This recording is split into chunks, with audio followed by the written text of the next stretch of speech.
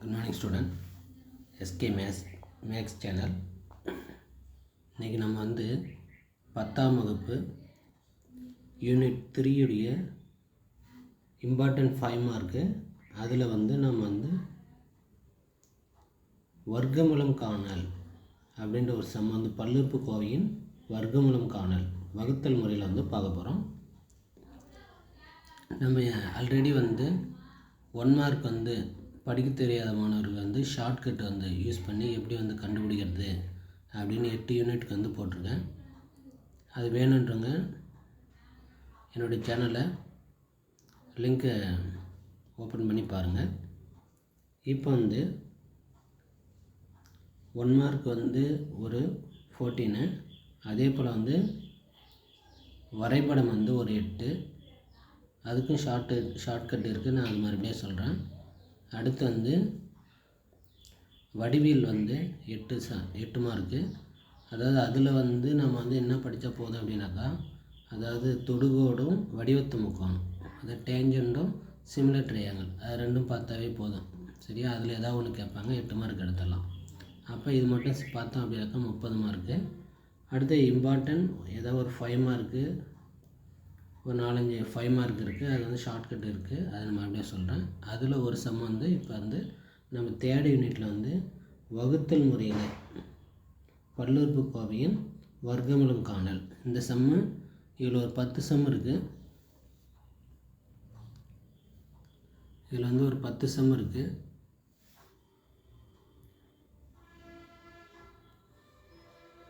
இதிலேருந்து ஏதாவது ஒரு சம்மை அடிக்கடி வந்து கேட்டுகிட்டே இருக்காங்க.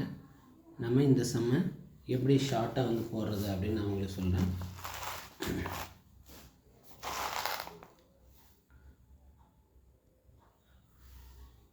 ஃபஸ்ட்டு பாருங்கள், இந்த கொடுத்துருக்க சம் வந்து எடுத்து எழுதிட்டேன். இது போல் எடுத்து எழுதிக்கிட்டு இந்த 64 x⁴ இதை அப்படியே எழுதிட்டு நெக்ஸ்ட் இந்த 2 டேமையும் வந்து கீழே இருக்கிறேன். -16 x⁴ + 17 x². திரும்ப நெக்ஸ்ட் என்ன பண்ணுறேன் அப்படின்னாக்கா, இந்த 16 x⁴ அப்படியே எழுதிட்டு இந்த x² மட்டும் போட்டுக்கிறோம்பா. நெக்ஸ்ட்டு இந்த x² மட்டும் அப்படியே போட்டுட்டு நெக்ஸ்ட் இந்த 2 டைமும் கீழே இருக்கிறேன். -2x + 1. நெக்ஸ்ட் இந்த டேம் வந்து அப்படியே கீழே இருக்கீங்க.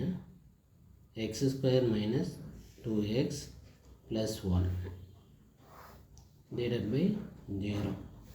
சரியா? இது எல்லா சமயத்துமே பொருந்தும். இதே போல் வேணால் ட்ரை பண்ணி பாருங்கள்.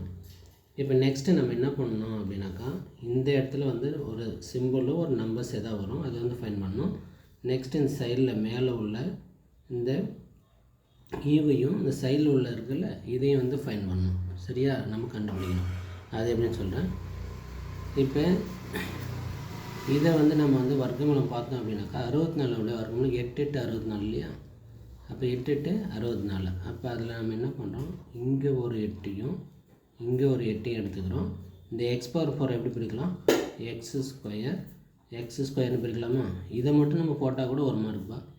முன்னாடி உள்ள இந்த இதை மட்டும் நம்ம இதை போல் பிரித்து எழுதுனா கூட 1 மார்க் கிடைக்கும். சரியா? நெக்ஸ்ட் நம்ம என்ன பண்ணோம், இதை வந்து கழிக்கணும் இல்லையா? அப்போ செப்ரேட் கூட சிம்பிள் கொடுத்தோம் அப்படின்னாக்கா இதை கேன்சல் பண்ணிடலாம். நெக்ஸ்ட் இந்த இங்கே என்ன வரும் அப்படின்னாக்கா, இங்கே உள்ள நம்பரை நம்ம 2ஆல் மல்டிபிள் பண்ணுறோம். சரியா?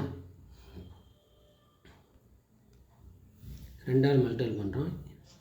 இப்போ 8 2 16 x². ஓகேவா? நெக்ஸ்ட் இங்கே என்ன வரும்னு தெரியல, அதனால் நம்ம என்ன பண்ணுறோம், இந்த நம்பரால் இங்கே ஃபஸ்ட்டில் இருக்குல்ல இதை வந்து நம்ம டிவைட் பண்ணி பார்க்குறோம். இப்போ டிவைட் பண்ணோம் அப்படின்னாக்கா -16 x⁴ / 16 x². 16 கேன்சல் பண்ணிட்டோம். இதை கேன்சல் பண்ணிட்டால் இங்கே ஒரு x மட்டும் இருக்குது. அப்போ -x மட்டும் இருக்கும். அப்போ இந்த -xஐ இந்த கோஷன்லேயும் -x போட்டுக்கிறோம், இங்கேயும் வந்து -x போட்டோம். சரியா? இப்போ இந்த இடத்துல என்ன வரும் அப்படின்னாக்கா, இங்கே minus plus x and x x square இல்லையா, அப்போ minus and minus plus x ஸ்கொயரை நம்ம ஆல்ரெடி போட்டுட்டோம். சரியா? ஓகே. இப்போ வந்து நம்ம என்ன பண்ணுறோம், இது ரெண்டுத்தையுமே கழிக்கணும். அப்போ கழிக்கும் போது உள்ள multiple minus and minus plus plus and minus minus இல்லையா. அப்போ 17 இங்கே ஒன்றுக்கு தான் அர்த்தம் இல்லையா. அப்போ 17 ஒன்று போச்சுன்னா 16. சரியா? நெக்ஸ்ட் இந்த 16 அப்படியே போட்டுக்கோங்க. இப்போ இதை வந்து நம்ம 2ஆல் மல்டிபிள் பண்ணுறோம்.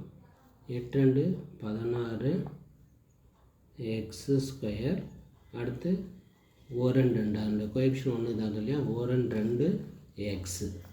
இப்போ இந்த இடத்துல என்ன வரும்னு தெரில. இப்போ இதை வந்து நம்ம டிவைட் பண்ணி பார்க்கலாமா. 16 x square divide by 16 x square divide பண்ண 1 வருதா. அப்போ வந்து +1, இங்கே வந்து என்னது +1 வந்து போட்டுக்கிறோம். சரியா? இப்போ இந்த 1ஆல் எல்லாத்தையும் மல்டிபிள் பண்ணால் இதே டைம் தான் கிடைக்கும் இல்லையா. 16 X square, 1 2 plus minus minus 1 2 x, அடுத்து 1 2 1 1 தான் இல்லையா. அப்போ அடுத்து நெக்ஸ்ட்டு கிடைச்சுன்னா இது மைனஸ், இது ப்ளஸ்ஸு மைனஸ் கொடுங்க. இப்போ இது கேன்சல் பண்ணிடலாமா. இப்போ நமக்கு தேவையான ஆன்சர் வந்து என்னது 8x square minus X plus 1. Next வந்து நமக்கு வந்து ஃபைனல் ஆன்சரை வந்து எழுதிடுங்க. 8x square minus X plus 1. இதே போல் மற்ற சம் ட்ரை பண்ணுங்கள். Thank you student.